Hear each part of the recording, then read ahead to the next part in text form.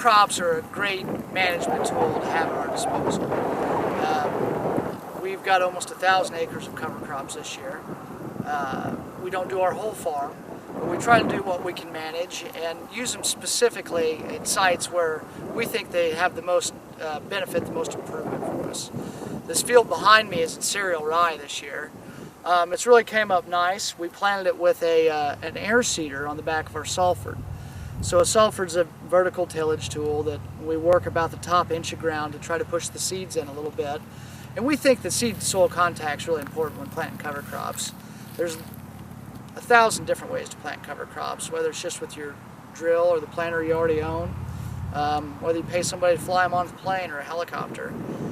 They all have their pros and cons.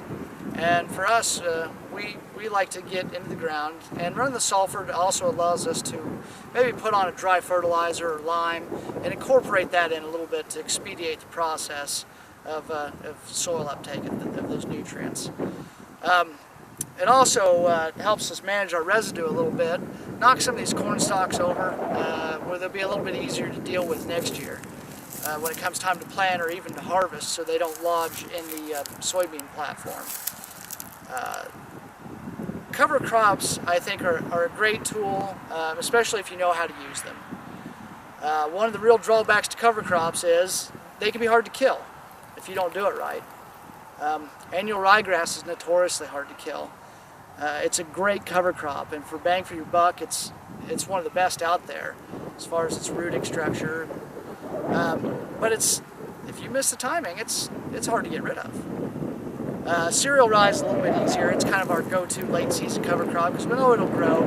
And while it's putting on some good roots and helping us build some organic matter, it's not the greatest cover crop.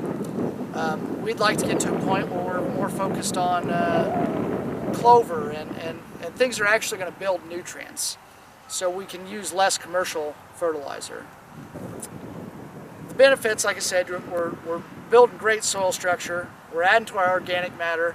We're keeping the biofactory that is our soil alive and running during the year.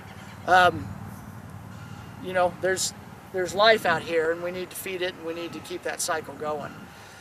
My biggest recommendation on cover crops is know what you want to do, and then know how you're going to kill them. A lot of people will plant a mix of different cover crops. You can see this is all cereal rye, and that's great, but don't plant a bunch of clover with a bunch of annual rye, because when it comes time, you know, and that annual rye starts to spike and you want to kill it, you haven't got any bang out of your clover.